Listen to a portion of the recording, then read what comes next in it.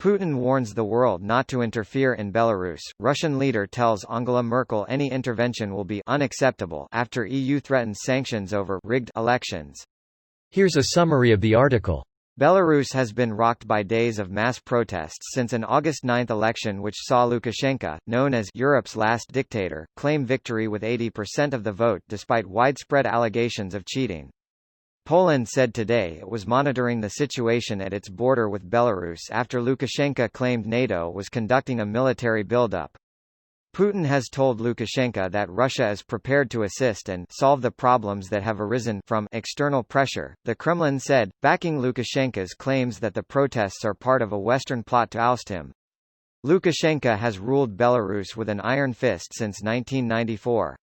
The woman trying to bring down Europe's last dictator is a 37-year-old English teacher described as an accidental Joan of Arc who ran for the presidency of Belarus after her husband was arrested and barred from the ballot in May. Svetlana Tikhanovskaya's unlikely rise to political stardom has posed the most serious challenge to strongman leader Alexander Lukashenko in his 26 years in power.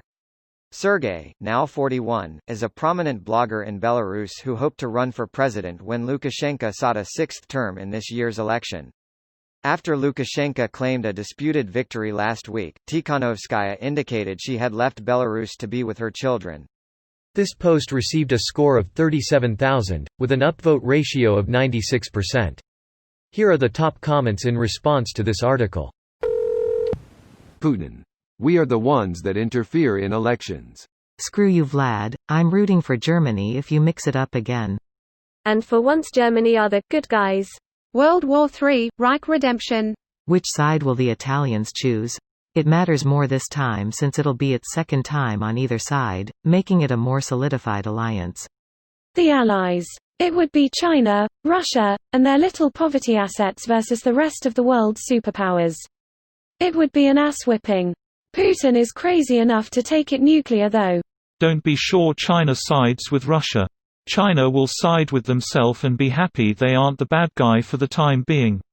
Yup, why get involved when your enemies deplete their armies? They got Hong Kong. You know what is unacceptable?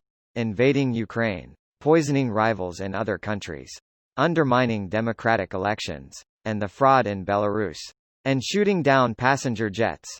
With mostly Dutch citizens. And Polish presidents. And yet somehow his brother got all the power.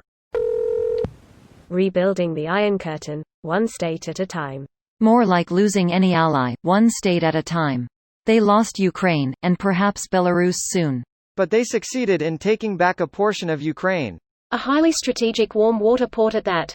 With the way the Arctic ice cap is looking, Russia will have plenty of strategic warm water ports near North America soon enough. I've actually read a couple predictions that Russia will be put in a strong relative position post-global warming. Sure, they'll lose a bit, but way less than most, and they'll get a whole bunch of new usable land and resources.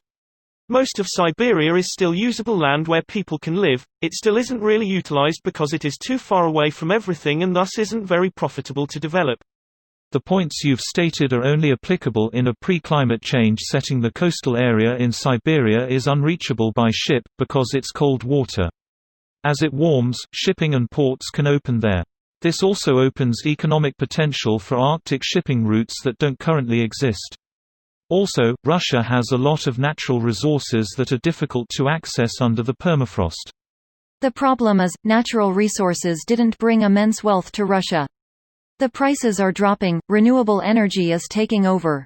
Nobody wants to depend on Russia anymore, no matter how much resources they have. That was a relatively minor point compared to the naval advantage.